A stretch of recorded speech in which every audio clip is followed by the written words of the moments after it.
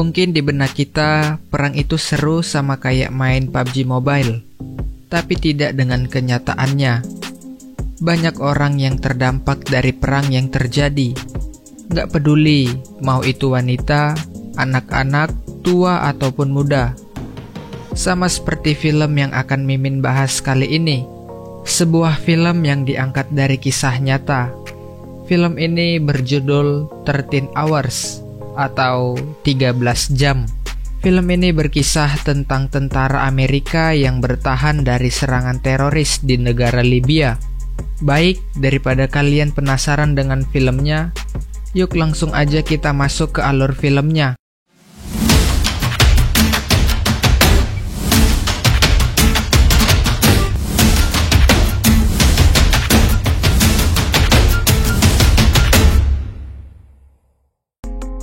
Pada bulan Oktober tahun 2011, kerusuhan terjadi di negara Libya, di mana pemimpin mereka, yaitu Muammar Gaddafi, dibunuh oleh rakyat karena pemerintahan yang dia pimpin sangat kejam.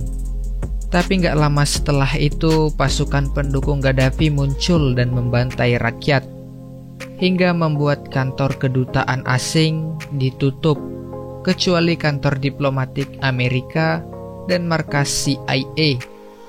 Markas CIA sendiri dilindungi oleh 6 orang pasukan elit militer yang dinamai GRS atau GRS. Beberapa bulan kemudian, seorang mantan tentara Amerika yang bernama Jack Silva baru aja sampai di kota Benghazi yang ada di negara Libya. Saat itu dia dijemput oleh Tyrone yang merupakan komandan pasukan GRS itu. Di tengah jalan saat mereka menuju markas CIA, mereka dihadang oleh pasukan pemberontak. Namun akhirnya hal itu bisa diatasi Tyrone. Base, this is Roan. 8 armed tangos here. Copy that, sit tight. Here we go. Pull over for inspection. Sorry, sir, I can't do that. Here, while you still can. خليهم يمشوا.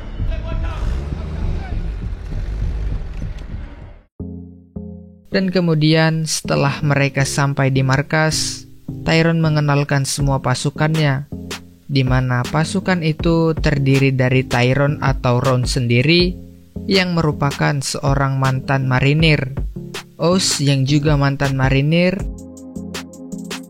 Tanto mantan tentara Amerika, Tik mantan marinir, serta Boone seorang penembak jitu yang juga adalah seorang mantan marinir. Setelah itu, Dick menjelaskan keadaan sekitar tempat markas CIA kepada Jack, di mana pada luar markas yang terdapat kandang domba, mereka namai dengan Zombieland. 5 minggu kemudian, mereka mendapat informasi dari perwira GRS kalau duta besar Amerika yang bernama Chris Stephen akan berkunjung ke Benghazi. Di sini duta besar Amerika itu kita panggil Chris aja ya guys. Karena keadaan Benghazi sedang memanas, ditambah lagi Chris hanya memiliki 2 orang pengawal yang bernama Scott dan Dave.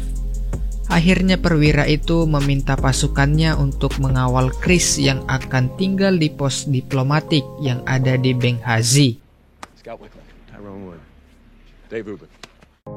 Beberapa hari kemudian, Chris akhirnya sampai di Benghazi. Saat itu dia mendatangi wali kota Benghazi dan memberikan pidato kepada masyarakat yang ada di sana. Tujuannya adalah untuk mengambil perhatian masyarakat kepada Amerika. Di hari esoknya terlihat beberapa orang Libya berkumpul di luar markas CIA dan sepertinya mereka sedang merencanakan sesuatu. Begitupun dengan pos diplomatik, di mana para polisi Libya merekam keadaan sekitar pos, yang membuat Chris merasa risih.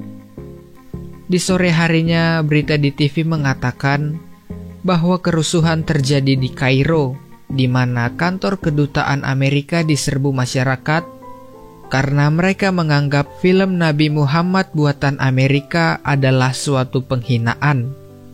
Beberapa jam kemudian, pasukan pemberontak berkumpul dan bersiap untuk menyerang pos diplomatik Amerika. Seolah-olah membiarkan hal itu terjadi, para polisi Libya yang berjaga di sana pun pergi dan meninggalkan pos itu.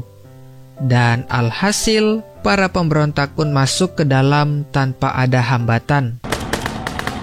Holy fuck. Go truck up!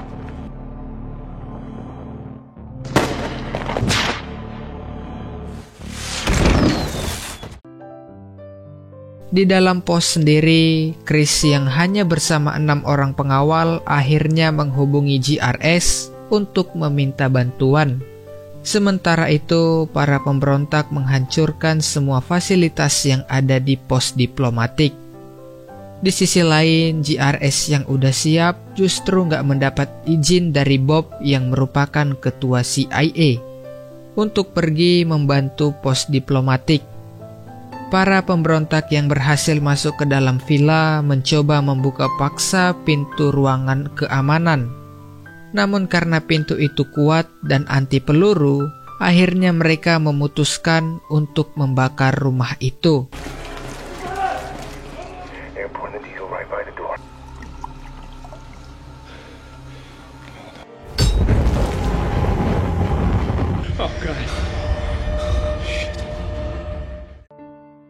GRS yang masih meminta izin untuk pergi akhirnya diizinkan setelah Bob mendengar permintaan tolong dari pos diplomatik itu sendiri. Di sisi lain, kedutaan Amerika yang ada di ibu kota Libya mendapat informasi penyerangan itu, dan mereka pun langsung mengirimkan pasukan yang akan dipimpin Glenn untuk pergi ke sana. Singkatnya, GRS yang udah sampai di pos diplomatik akhirnya berpencar dan menyerang pemberontak yang tersisa di luar pos. Attack front. RPG. Tie to the right. Move, move.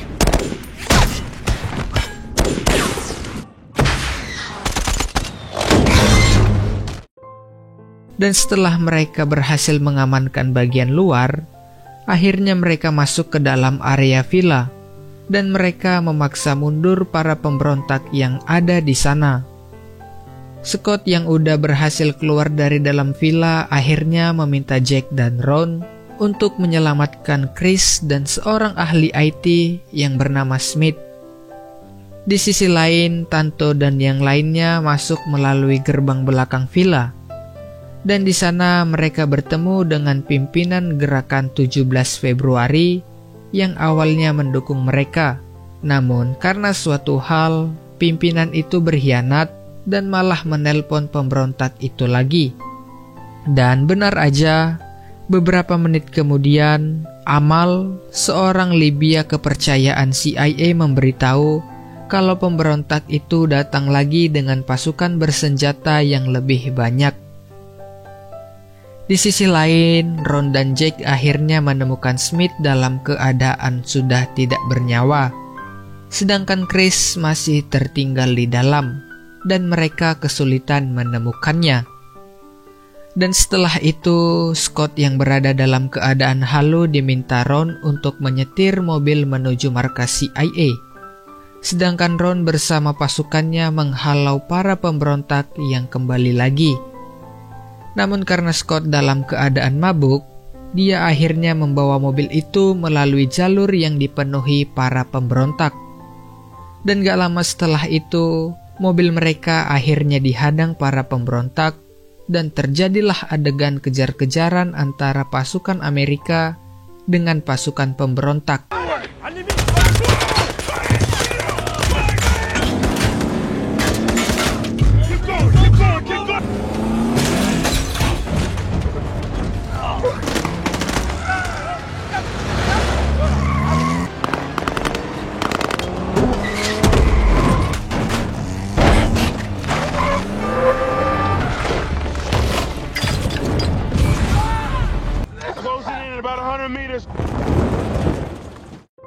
Beruntungnya mereka berhasil sampai ke markas CIA dengan selamat.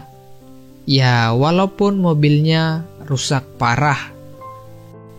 Di sisi lain, GRS yang udah terdesak akhirnya memutuskan untuk kembali ke markas CIA. Singkat cerita, Bob yang melihat parahnya keadaan mereka saat ini, akhirnya meminta anggotanya untuk menyiapkan barang-barang mereka, karena sebentar lagi mereka akan dievakuasi.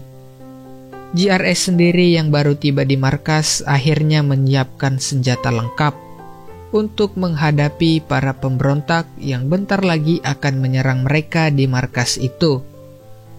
Dan gak berapa lama kemudian, pasukan pemberontak pun datang dan mereka mulai berpencar untuk menyerang. Dan aksi tembak-tembakan pun dimulai.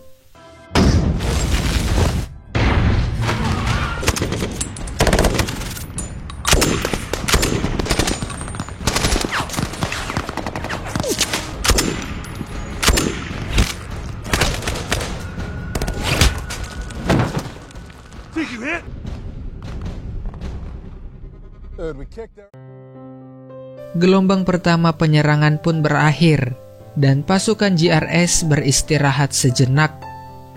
Di sisi lain, pasukan dari ibu kota yang menuju Benghazi terpaksa ditunda karena pengendara dari kendaraan yang ingin mereka tumpangi gak ada yang mau pergi ke Benghazi. Saat itu, Bob mendapat informasi dari tim medis Libya kalau duta besar Amerika, yaitu Chris, sudah ditemukan dalam keadaan meninggal. Saat mereka sedang beristirahat, beberapa mobil bersama bus dan puluhan orang bersenjata datang mendekati markas CIA. Dan kontak senjata antara GRS dan pemberontak pun dimulai untuk yang kedua kalinya. No. What are you doing? No, don't do that. Fuck. 17 fed my ass.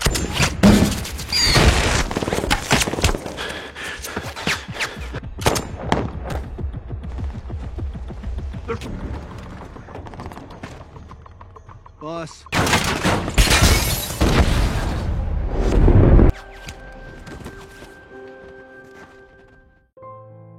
Beruntungnya pada serangan yang kedua kali ini, mereka berhasil memaksa mundur para pemberontak. Saat mereka sedang beristirahat, Bob memberitahu kalau pasukan dari ibu kota sudah dalam perjalanan. Dan benar aja, gak beberapa lama akhirnya mereka tiba menggunakan mobil bersenjata lengkap. Namun baru aja mereka tiba, mereka justru pergi dan meninggalkan anggota CIA dan GRS di sana. Pasukan GRS merasa kalau akan terjadi serangan lagi, dan gak lama setelah itu serangan ketiga pun dimulai.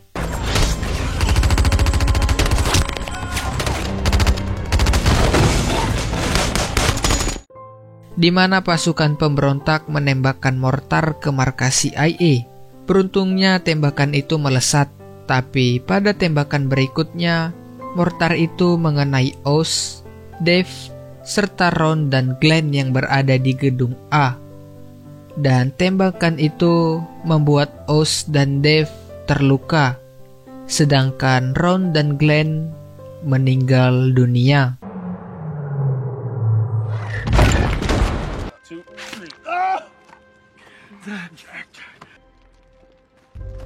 Glenn. God, watch over him. Guide him where he needs to be. Take care of his family. Dan gak berapa lama setelah serangan itu, mereka didatangi puluhan mobil bersenjata lengkap yang awalnya mereka pikir kalau mobil bersenjata itu adalah musuh. Tapi saat Tanto memberikan kode, mereka justru membalas kode itu. Dan ternyata benar, mereka adalah pasukan yang akan mengevakuasi anggota CIA dan GRS. Singkat cerita, mereka semua pun pergi meninggalkan markas CIA, sedangkan Amal sendiri memilih tetap tinggal. Dan film pun berakhir.